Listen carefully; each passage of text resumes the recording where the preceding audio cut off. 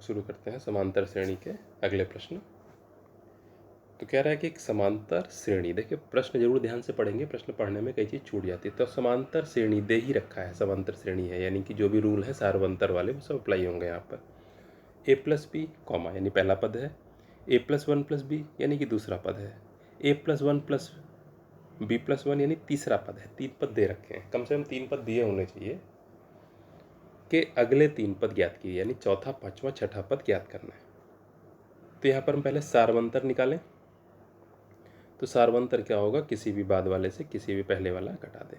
तो जैसे बाद वाला दूसरा पद है A plus one plus B, इससे हम घटा दें पहला वाला पद यानी कि ए प्लस बी। हल करें तो A plus one plus B minus, जब ब्रैकेट खोलेंगे तो दोनों ही माइनस के हो जाएंगे, ए बी बी। ए से ए घट गया तो ज़ीरो हो जाएगा, और बी से बी घटा तो ये शून्य हो जाएगा। तो हमारा क्या बचा, एक। यानी कि हमें एक एक जोड़ते जाना है। पहले पद में एक जोड़ दिया तो देखने में आ रहा है कि ए प्लस बी में एक जोड़ देंगे तो A plus B plus one दूसरा पद मिला। फिर एक जोड़ देंगे तो A plus B plus two, तो हमें तीसरा पद मिला। और तीसरे में भी एक जोड़ दें तो चौथा पद मिलेगा। तो चौथा पद क्या हो गया हमारा, जो तीसरा पद था ए प्लस एक प्लस बी प्लस एक, इसमें हम सार्वंतर जोड़ दें तो हमारा आ जाएगा, कुछ भी कहीं भी जोड़ दें, चाहे ए में जो एक जुड़ा इसमें एक जोड़ दें, चाहे बी वाले एक में जोड़ दें, तो ए प्लस दो प्लस बी प्लस एक। पांचवा पद क्या होगा, चौथे में हम एक जोड़ दें, ए प्लस दो प्लस बी प्लस एक, ये चौथा पद था, इसमें एक जोड़ दें। अब एक कहीं भी जोड़ दें, चाहे ए प्लस दो में दो वाले के साथ में एक जोड़ दें, चाहे बी प्लस एक में एक के साथ में जोड़ दें, कहीं भी जोड़ दें, उससे कोई दिक्कत नहीं है। तो ए प्लस दो प्लस बी प्लस दो। फिर छठा पद क्या हो जाएगा हमारा, पांचवा जो पद निकला है, यानी कि ए प्लस दो प्लस बी प्लस दो, इसमें डी सार्वंतर जोड़ दें, यानी कि एक जोड़ दें, एक कहीं भी जोड़ दें। मान लो ए वाले के साथ में जोड़ देते हैं, ए प्लस दो में एक जोड़ा तो तीन, ए प्लस तीन प्लस बी प्लस दो। इस तरह से ये हमारे छः पद हो गए, यानी कि बाद के तीन पद हो गए।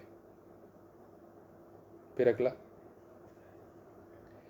x के किस मान के लिए 2x एक पद दे रखा है, x प्लस आठ दूसरा दे रखा है, 3x प्लस एक यानी तीसरा दे रखा है, समांतर श्रेणी में होंगे। 2024 में पूछा गया।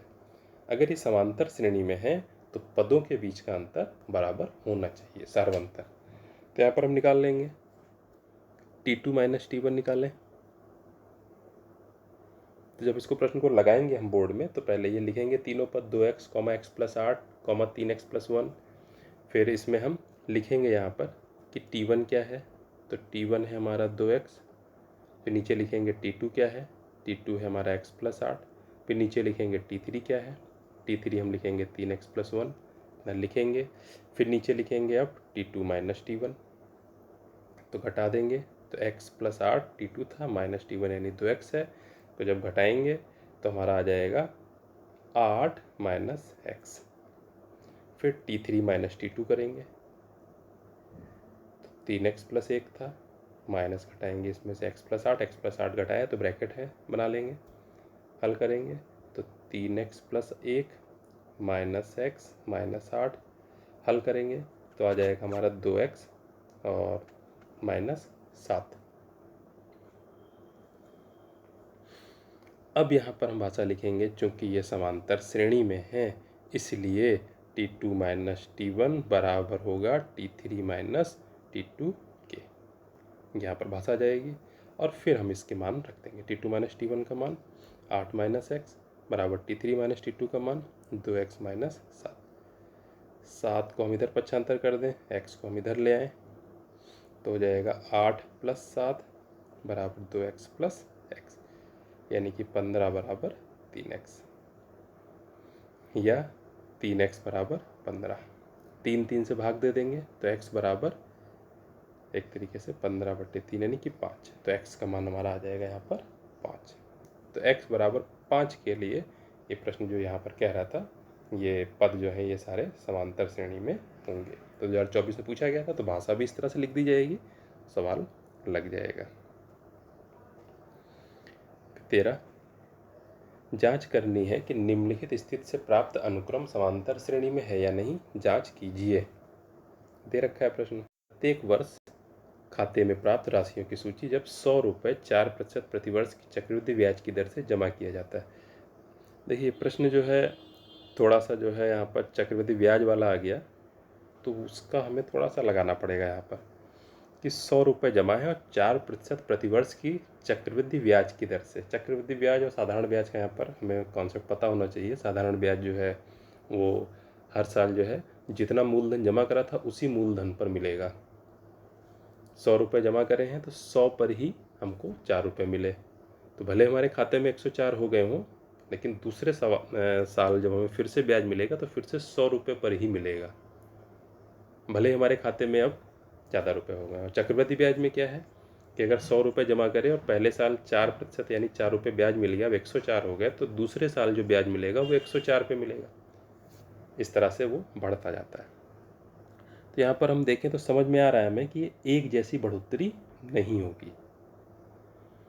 जैसे हम पहले वर्ष की बात करें तो प्रथम वर्ष जो हमारा ब्याज हो जाएगा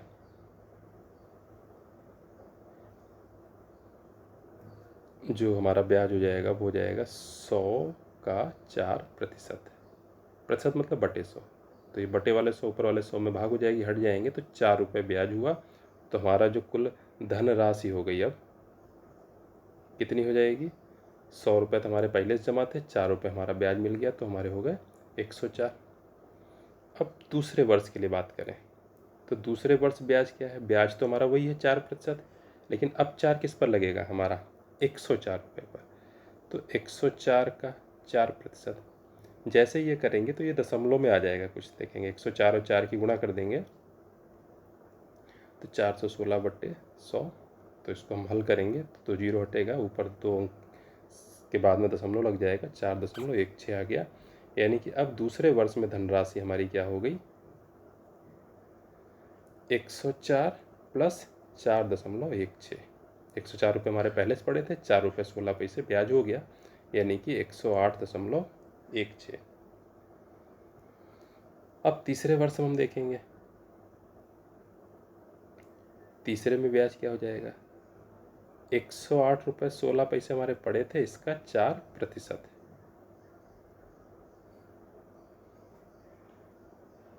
तो हमारा यहाँ पर निकलेगा, इसको हल करेंगे तो हमारा आ जाएगा ये 4.32। तो धनराशि हमारी क्या आ जाएगी? 108 रुपये 16 पैसे थे और 4 रुपये 32 पैसा ब्याज मिल गया, तो हमारा आ गया 112.48। इस तरह से कैलकुलेशन आएगी नहीं, किताब में दे रखा है सवाल। तो हमारा यहाँ पर पहले वर्ष की धनराशि 104, दूसरे की धनराशि 108.16, तीसरे की धनराशि 112.48। तो यानी कि हमारी एक श्रेणी है, उसके हमें 3 पद ये दे रखे हैं। क्या क्या? 104, 108.16, 112.48। अब T2 माइनस T1 हम यहाँ पर करके दिखा देंगे और T3 माइनस T2 करके दिखा देंगे, और दोनों का अंतर जो है वो अलग अलग है, इसलिए अनुक्रम जो है समांतर श्रेणी में नहीं है। समझ में भी आ रहा है कि पहले में 4 दशमलव कुछ का अंतर है, दूसरे में 4 दशमलव जो अंतर है वो और ज़्यादा है। तो इस तरह से फिर 14वां प्रश्न है, क्या निम्न स्थिति में संबद्ध संख्याओं की सूची एपी है, समांतर श्रेणी है, और क्यों? प्रत्येक किलोमीटर के बाद टैक्सी का किराया, जबकि प्रथम किलोमीटर के लिए किराया 15 रुपये, यानी कि 1 किलोमीटर टैक्सी चली तो 15 रुपये, और प्रत्येक अतिरिक्त किलोमीटर के लिए किराया 8 रुपये। तो जैसे जैसे हम आगे बढ़ते जाएंगे तो 8-8 रुपये बढ़ते जाएंगे। तो हम मान लीजिए फर्स्ट किलोमीटर चले तो किराया कितना हो गया? 15। जब सेकेंड किलोमीटर चलेंगे तब किराया कितना हो गया? 15 + 8 यानी कि 23, 8 रुपये जुड़ गए। अब थर्ड जब किलोमीटर चलेंगे तीसरा, तब किराया कितना हो जाएगा? 23 में 8 जुड़ जाएंगे, 31। चौथा किलोमीटर चलेंगे तब किराया कितना हो जाएगा? 31 में 8 जुड़ जाएंगे, यानी 39। तो इस तरह से हमारी श्रेणी क्या बन जाएगी? 15, 23, 31, 39। अब घटा के दिखा देंगे, T2 से T1 घटाएंगे, यानी 23 से 15 घटाएंगे तो 8, T3 से T2 घटाएंगे, 31 से 23 घटाएंगे, यानी कि 8, तो इस तरह से हम दिखा देंगे यहाँ पर कि T3 माइनस T2 बराबर T2 माइनस T1 के बराबर है, इसलिए ये जो है हमारी एक समांतर श्रेणी है। फिर एक प्रश्न हम देख लेंगे। यहाँ पर कह रहा है समांतर श्रेणी दे रखी है के लिए सारवंतर होगा। समांतर श्रेणी दे रखी है, अब 4 पद दे रखे हैं। अब देखिए 4 पदों में हम माइनस वाले पर ना जाएं, शुरू के पहला और दूसरा पद प्लस में है तो सारवंतर कैसे निकलेगा, दूसरे से पहला घटा के, यानी कि 1 में से हम 3 घटा दें तो हमारा हो जाएगा उत्तर माइनस। तो यानी विकल्प सी सही है। 2019 और 2025 में ये पूछा गया, बहुत आसान सा है। अगर हम बाद वाले पदों में भी चले जाते तो भी कोई दिक्कत नहीं। देखिए आना हमें वो भी चाहिए, जैसे तीसरे से दूसरा घटाते, यानी कि तीसरा पद है -1, इसमें से घटाते हम दूसरा यानी कि 1, तो -1 -1 माइनस माइनस आ गया, दोनों पद एक ही जैसे चिन्हों के जुड़ जाएंगे, यानी -2 हो गया। या चौथे से तीसरा घटाते तो -3 से हम घटाते -1, तो -3 यहाँ पे ब्रैकेट खोलेंगे तो +1 हो जाएगा, -3 +1 यानी तब भी -2 आता। फिर अगला के किस मान के लिए k+9 एक पद है, 2 के -1 दूसरा है, तीसरा 2 के +7 समांतर श्रेणी के सतत पद होंगे, लगातार पद हैं। 1920 में पूछा गया। तो वही यहाँ पर हम करें कि T2 से पहले T1 घटा दें, तो यानी कि 2 के -1 माइनस k+9 हल कर लेंगे। 2 के -1 माइनस के -9 घटा देंगे, 2 के से k गया तो k, -1 -9 -10 आ जाएगा। अब T3 से T2 घटा दें, यानी कि 2 के +7 से 2 के -1 घटा दें, 2 के +7 -2 के +1, 2 के से 2 के कट जाएगा, 7 और 1 हो गया हमारा 8। अब यहाँ पर भाषा लिखेंगे, चूँकि ये जो है समांतर श्रेणी में है इसलिए T2 माइनस T1 जो है ये T3 माइनस T2 के बराबर होगा। बस, तो यहाँ पर हमारा आ गया k -10 बराबर 8, 10 जोड़ देंगे दोनों तरफ, यानी कि k बराबर 75 हो गया एक तरीके से, 8 + 10 यानी k का मान हमारा आ जाएगा 18। तो ये 2 बार पूछा गया बोर्ड में, इसी तरह से लग जाएगा।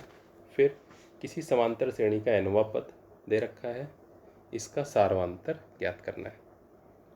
CBSE बोर्ड में पूछा गया 2017 में, ठीक है। nवां पद दे रखा है, हम अगर n का मान 1 रख दें तो 1वां पद यानी कि पहला पद हमारा मिल जाएगा। यहाँ पर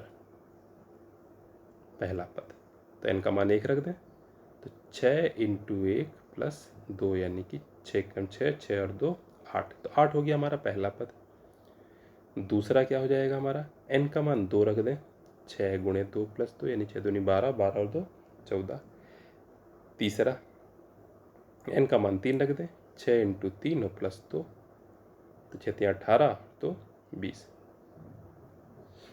अब सारवंतर निकाल लें, तो सारवंतर क्या होता है, किसी भी बाद वाले पद से पहले वाला घटा दें। दूसरा है 14, 14 में से पहला हम 8 घटा दें तो 6, तो 6 हमारा सारवंतर हो गया, ये यहाँ पर कह रहा था।